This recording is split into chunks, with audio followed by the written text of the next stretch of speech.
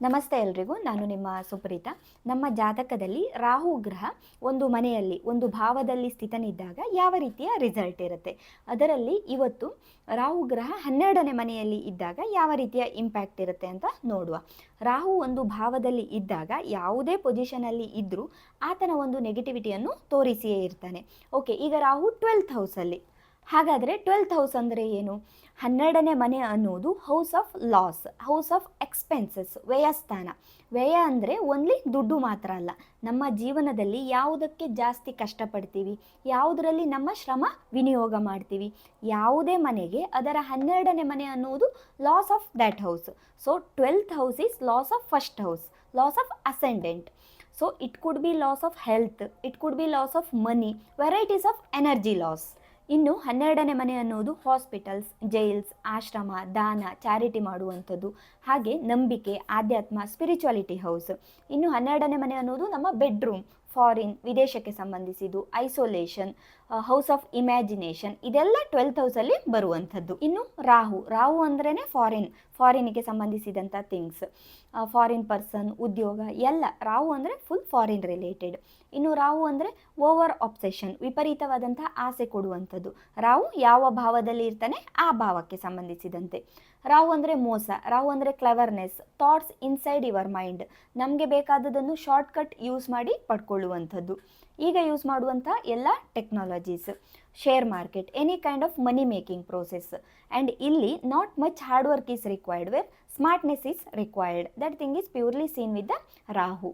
ಈ ರಾಹು ಗ್ರಹ 12th ಇದ್ದಾಗ ಫಸ್ಟ್ ಥಿಂಗ್ ಹೇಳಬೇಕಾದದ್ದು ಫಾರಿನ್. 12th ರಾಹು ಇರುವವರು, ರಾಹು ದಶ ಬಂದಾಗ ಅಥವಾ 40 to 49 ಏಜಲ್ಲಿ ಇವರು ಹುಟ್ಟಿದ ಪ್ಲೇಸಿಂದ ಕಂಪ್ಲೀಟ್ ಅಪೋಸಿಟ್ ಪ್ಲೇಸ್, ಅದು ವಿದೇಶ ಆಗ್ಬೋದು ಅಥವಾ ಬೇರೆ ಸ್ಟೇಟ್ ಕೂಡ ಆಗ್ಬೋದು, ಅಲ್ಲಿ ಸೆಟಲ್ ಆಗುವಂಥ ಚಾನ್ಸಸ್ ಇರುತ್ತೆ. ದೂರ ಪ್ರದೇಶದಲ್ಲಿ ಸೆಟಲ್ ಆಗುವಂಥ ಅವಕಾಶ ಇರುತ್ತೆ. ಪರ್ಮನೆಂಟ್ ಸೆಟಲ್ಮೆಂಟ್ ಕೊಡ್ತಾನೆ ರಾಹು ಟೈಮ್ ಪೀರಿಯಡ್ ಬಂದಾಗ.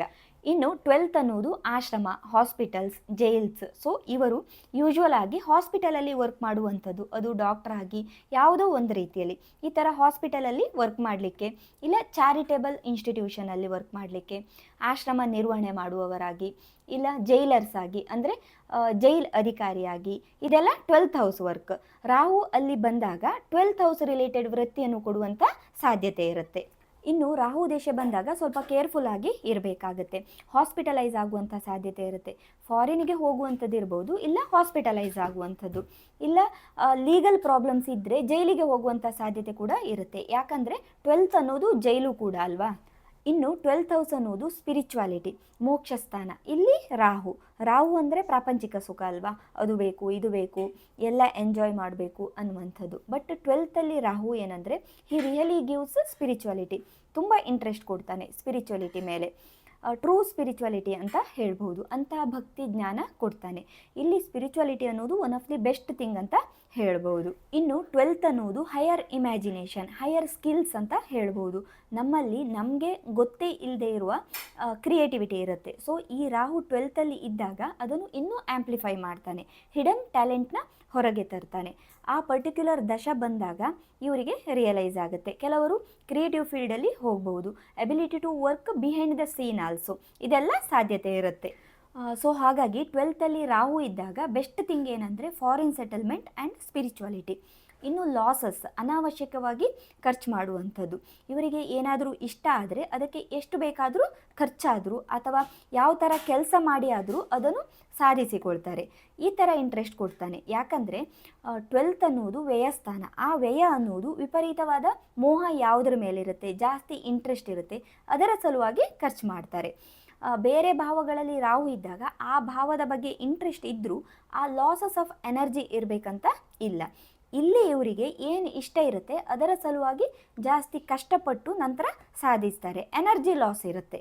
ಓಕೆ, ವಿಡಿಯೋ ಕಂಟಿನ್ಯೂ ಮಾಡಲಿಕ್ಕಿಂತ ಮೊದಲು ನಿಮಗೆ ಯಾರಿಗಾದರೂ ವಾಸ್ತು ಕಲಿಬೇಕು ಅನ್ನುವಂಥ ಇಂಟ್ರೆಸ್ಟ್ ಇದ್ದರೆ ಆರಾಧ್ಯ ಆಸ್ಟ್ರೋ ವಿಜಯರಾಜ್ ಸರ್ ಅವರು ಆನ್ಲೈನ್ ವಾಸ್ತು ಕ್ಲಾಸ್ ಸ್ಟಾರ್ಟ್ ಮಾಡ್ತಾ ಇದ್ದಾರೆ. ಇದೇ ಬರುವ ಜುಲೈ 20th. ನಾವು ಜಾತಕ ನೋಡಿ ಕೆಲವೊಂದು ರೆಮಿಡೀಸ್, ಪೂಜೆ, ಪರಿಹಾರ ಮಾಡ್ಕೊಳ್ತೀವಿ, ಆದರೂ ಕೂಡ ಪ್ರಾಬ್ಲಮ್ ಸಾಲ್ವ್ ಆಗೋದಿಲ್ಲ. ಯಾಕಂದರೆ ನಮಗೆ ಮನೆಯಲ್ಲಿ ವಾಸ್ತು ಪ್ರಾಬ್ಲಮ್ ಇರುತ್ತೆ. ಸೊ ನಮಗೆ ಯಾವ ರೀತಿ ವಾಸ್ತು ಪ್ರಾಬ್ಲಮ್ ಇದೆ ಮನೆಯಲ್ಲಿ, ಅದನ್ನು ಹೇಗೆ ಸರಿ ಮಾಡ್ಕೊಳ್ಬೇಕು ಅಂತ ನಿಮಗೆ ಇದ್ದರೆ ವಾಸ್ತು ಕ್ಲಾಸ್ಗೆ ಜಾಯ್ನ್ ಆಗಿ. ಇಲ್ಲಿ ಎಲ್ಲ ಡೀಟೇಲ್ಸ್ ಇದೆ, ಕಾಲ್ ಮಾಡಿ ರಿಜಿಸ್ಟರ್ ಮಾಡ್ಕೊಳ್ಳಿ. ಓಕೆ, ರಾಹು ದಶೆ ಅಥವಾ 42-49 ಸೀರೀಸಲ್ಲಿ ಹಣಕಾಸಿನಲ್ಲಿ, ಇನ್ವೆಸ್ಟ್ಮೆಂಟಲ್ಲಿ, ಟ್ರಾವೆಲಿಂಗಲ್ಲಿ ಮೋಸ ಆಗುವಂಥದ್ದು ಜಾಸ್ತಿ ಇರುತ್ತೆ. ಅದರ ಬಗ್ಗೆ ಜಾಗ್ರತೆ ವಹಿಸಿ. ಖರ್ಚು ವೆಚ್ಚದಲ್ಲಿಯೂ ಕೂಡ ಜಾಗ್ರತೆ ಬೇಕು.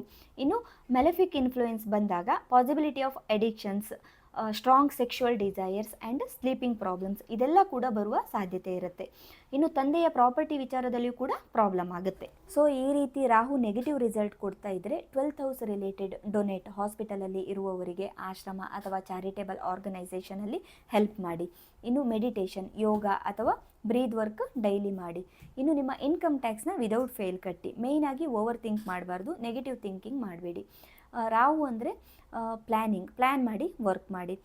ನಾನು ಮುಂಚೆ ರಾಹು ಸಿಗ್ನಿಫಿಕೆನ್ಸ್ ಆ್ಯಂಡ್ ರೆಮಿಡೀಸ್ ಆ ವಿಡಿಯೋದಲ್ಲಿ ಎಪಿಸೋಡ್ 72 ಅದರಲ್ಲಿ ಎಲ್ಲ ರೆಮಿಡೀಸ್ನ ಹೇಳಿದ್ದೇನೆ, ಅದನ್ನು ಫಾಲೋ ಮಾಡಿ. ಸೊ ಇದಿಷ್ಟು ರಾಹು 12th ಇದ್ದಾಗ ಯಾವ ರೀತಿ ಇರುತ್ತೆ. ಇನ್ನು ರಾಹುಗೆ ಬೇರೆ ಗ್ರಹಗಳ ಕಂಜಂಕ್ಷನ್ಸ್, ಆಸ್ಪೆಕ್ಟ್ಸ್, ರಾಹು ಇರುವಂತಹ ರಾಶಿ ಇದರ ಮೇಲೆ ರಿಸಲ್ಟ್ ಇರುತ್ತೆ. ಸೊ ಇದಿಷ್ಟು ಇವತ್ತಿನ ಎಪಿಸೋಡ್. ಮುಂದಿನ ವಿಡಿಯೋದಲ್ಲಿ ಇನ್ನೊಂದು ಟಾಪಿಕ್ ಬಗ್ಗೆ ನೋಡುವ. ಎಲ್ರಿಗೂ ಒಳ್ಳೆಯದಾಗಲಿ.